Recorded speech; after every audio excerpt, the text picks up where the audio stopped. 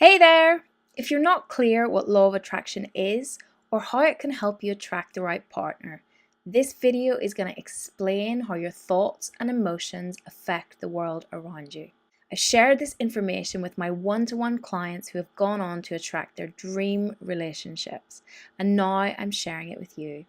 I'm Julianne Graham from jgrahamcoaching.co.uk and creator of the Shine Brightly to Find Love 8-week course. For the hottest tips on attracting love, subscribe to my channel. I post new videos every week.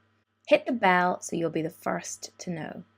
And I've put all this information together in a PDF that you can download at the end, so keep your eyes open for that. So what is law of attraction anyway? Law of attraction is the idea that like attracts like. You attract experiences that match the energy of your thoughts and emotions. Think of how a magnet attracts metal. In the same way, you attract people, opportunities, and ideas that match your emotional state. The study of law of attraction involves using your thoughts and emotions as tools to deliberately create the reality that you want. Sometimes people get confused when they hear the word attraction and think that it only applies to dating, like as if it's some kind of set of tips or tricks to get someone to fall in love with you, and that is not what it is. In fact, law of attraction is a universal law, like the law of gravity, and it affects what you attract in all areas of your life, whether that's friendships, money, health, work, and of course, love. To really understand law of attraction and how it works, we need to have an up-to-date understanding of how the universe actually functions. I just want you to think about how different our lives are now to how they were 350 years ago. Back then there was no electricity, there was no cars, no airplanes, no mobile phones, no computers, and certainly no internet. Our lives are very different now, and we would never live within the same constraints. I mean, I would never send a message by horseback if I could email or text, and I would never write by candlelight if I could just flick on a light. However, without realizing it, most people's views of how the universe works are stuck in time 350 years ago, at the time of Isaac Newton. Isaac Newton believed that the universe worked like a machine. Everything was made of building blocks, atoms, and these were solid and unchanging. Around the building blocks was space, and this was an empty void containing nothing. Newton believed that everything was separate. He didn't believe our thoughts affected it in any way. But in the 20th century, when quantum physicists moved past the level of the atom to smaller and smaller levels, they realized that nothing solid actually existed. At the quantum level, everything was energy. Instead of existing as something solid that could be measured, subatomic particles existed as a set of constantly fluctuating possibilities, constantly blinking in and out of existence. It was human focus that made them settle down into one set thing. As Lynne McTaggart says in her book The Field, subatomic particles existed in all possible states until disturbed by us, by observing or measuring, by at which point they would settle down into something real.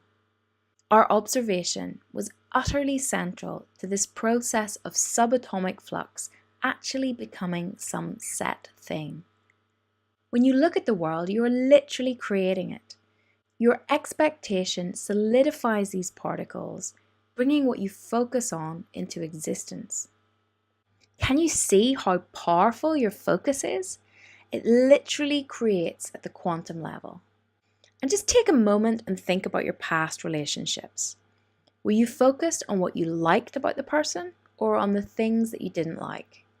Tell me in the comments. Remember, your focus creates, so you want to be conscious of where you are putting your attention. And if you're excited about learning how to focus positively in your love life, give me a hell yes below. The second thing quantum physicists discovered was that space was not empty at all, but in fact contained an ocean of microscopic vibrations in the space between things. This vast quantum field was like an invisible web connecting everything in existence. Some scientists call it the zero-point field. Stephen Hawking calls it the mind of God. The field is like a hologram, so a change in one part of it affects everything. Rather than being separate from the universe, scientists discovered that human beings were quantum packages of energy, constantly exchanging information with this inexhaustible energy sea. As Lynne McTaggart says, at our most elemental, we are not a chemical reaction, but an energetic charge. Human beings are a coalescence of energy in a field connected to every other living thing. Instead of thinking that you're a separate individual whose thoughts and feelings do not affect anything outside your immediate circle, you become aware that you're actually connected through space to everyone and everything. Awesome work! You've busted out of that old Newtonian worldview and you've got an up-to-date understanding of how the universe actually works. This means that you've laid the groundwork for creating a life that you love and attracting the relationship of your dreams. Since your thoughts and emotions are such powerful creation tools, the next step is to get them working for you rather than against you. In the next video, you'll learn how to do exactly that.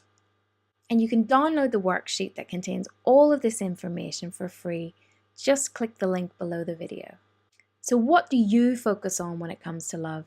Do you focus on what you desire, or are you focused on what you'd like to avoid? Tell me in the comments. If you found this video helpful, be sure to subscribe and share it with your friends, and give me a like so that I know to make more videos like this one. Okay, that's all for now. I'll see you in the next one.